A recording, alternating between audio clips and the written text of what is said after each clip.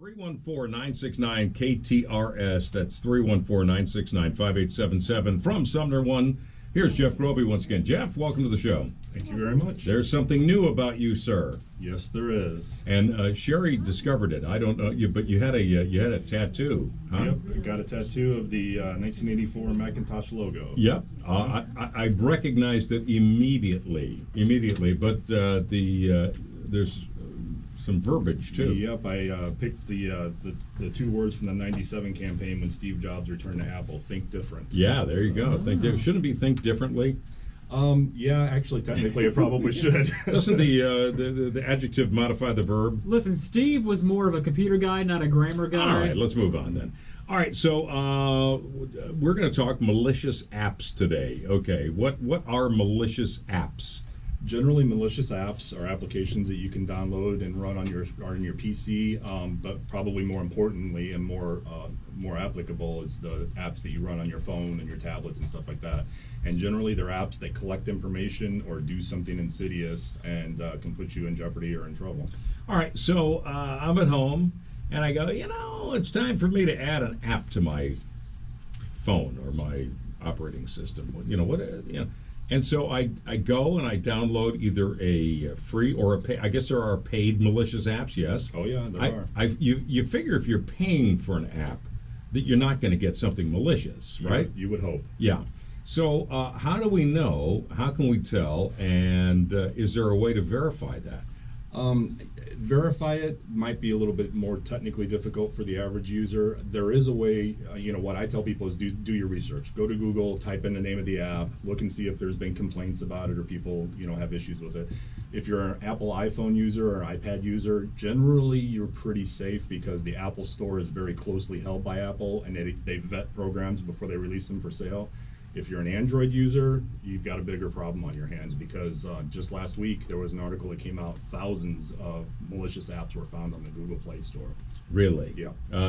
Everything from games to you name it. Health, really? Yeah, you're thinking the app is doing one thing and it's actually doing a whole different thing. So. And what about all those quizzes that people tend to take about, who are you most likely to date from 90210 or something like that? Yep. Those apps can, in the background, they could be pulling all sorts of information off your phone and sending it to God knows where. Mm-hmm. All right, so let's talk about that. So you download something that's malicious, okay, and it's in your phone, for instance.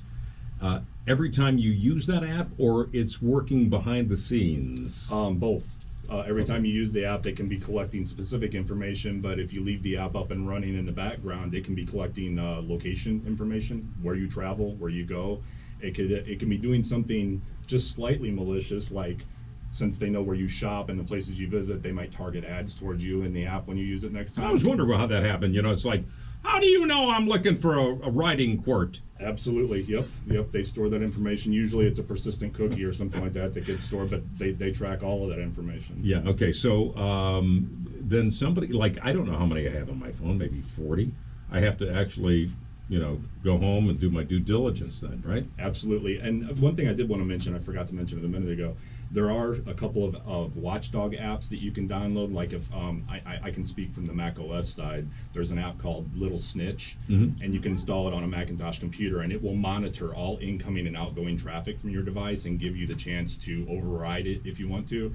And there's equally, a matter of fact, I was talking to a colleague, Ryan, who I think has been here before, Ryan, yeah. and he's an Android user, and he told me that there's an app on the Android side that you can download that will also monitor that same type of traffic on your phone, and that would be a good indicator whether or not your apps are malicious. Little Snitch. Yep. Now, how do I know that that's not malicious? Yeah.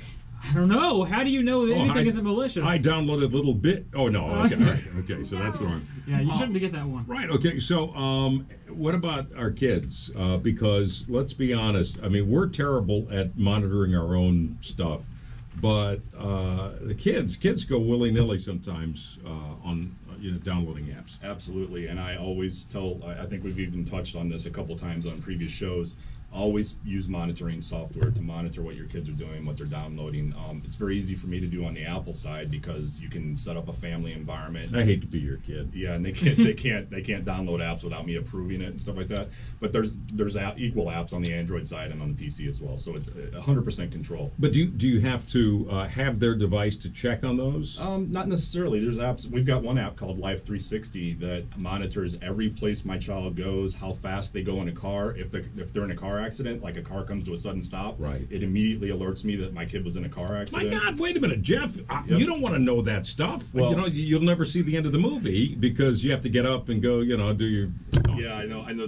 There is an argument for too much information. Sure. But with your kids, I don't know. I find it. I'd rather know. I don't know if I want to know where my children are. It's like, oh no, what are they doing there? I've had a few of those moments. I think for me it would be less, trying to worry about the kids, more about the technology that you bought them. You want to recover the iPhone from the terrible correct, don't you?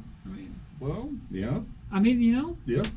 It's a joke, people. Yeah, I'm laughing. I got it. I got it. No, It is an expensive guy's piece of looking at me equipment, like so. he's confused. I don't really care about the iPhone guy. Never mind. I'll leave it be.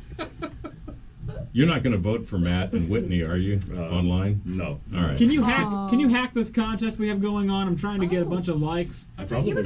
You were could. gonna bring another Yeah. computer for us to hack. Yeah, and Mark has reached out, and we're gonna Okay. talk about that. So. We're gonna have a All hack right. day. Yep. Ooh, is that going to be fun? You're going to show us how Yeah, to I'm hack? actually going to show you how people can get into your machine sight unseen and without you knowing about it. Now, can we, when you do that, can we video that and Oh, yeah. put it online? Absolutely. All right. Absolutely. We insist on doing that. Mhm, because we're I think excited that would be about fun.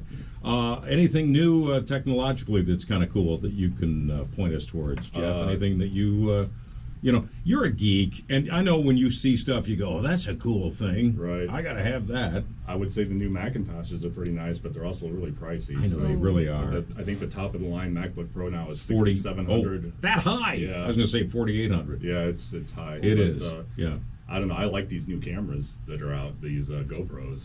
I think those are great. I'll tell you what, and they got some knockoffs too, and I know people have used them and they said they're terrific. The cool thing about those guys is, do you have a drone? I do not, but one of my sons does. Okay, yeah. The footage with these drones is just remarkable. We have a home down in Florida, and there's a police officer that lives, or a former police officer, lives across the street from me, and he's got one, and we got hit by Hurricane Irma. He took it up and took all kinds of pictures of our house from up above. It was remarkable, and it was great for the insurance company, because bang, you got it all there. But yeah, the drones and those cameras are cool. Yep. I did have one tech question. We recently bought a house. We're trying to buy. We're thinking about Nest thermostats. Sure. Is there any risk in buying one of those? Guy I know has them in his homes, but as far as hacking, No, I haven't seen one yet. I mean, as long as your network's secured at home and you've got a good encryption key and stuff like that in place, I use a Nest myself, and I've never had a problem with it. all right. Yeah. What do you think? Somebody's going to get in and turn your thermostat down? Well, no, but aren't there little cameras on the front of them? No. Oh, is that the Nest? The Nest doorbell. Has Maybe a that's what camera I'm on it. thinking Yeah. about. Okay. How about a camera on your thermostat? Oh, here he is. He's turning it down again. Well, they do have a sensor on There there. is a that- motion sensor. Yeah, When exactly. you know. walk by it lights Then up. you know who did it. Yeah. Mhm. And we had to lock my children out because I guess it was so novel when we first installed it that they kept on going by. And if you do that too much, it puts it in a standby mode, and Oh. it takes 5 minutes to reset. Yeah. Like a So game. the temperature was never coming down, and we're like, because you guys keep walking by and twisting it. Oh, There you go. See? Toys. Yep. It's one of hacking the- from within. Yeah. SumnerOne's Jeff Groby, and online Jeff, SumnerOne.com. Yep. All right. We thank you for coming in. We appreciate it, and we'll see you next week. Thank you very Hopefully. much. All right. It's Guy, and along with me is Tim Moylan in the Golden Oak Lending Traffic Center, who's got a Friday look at what's going on the roads.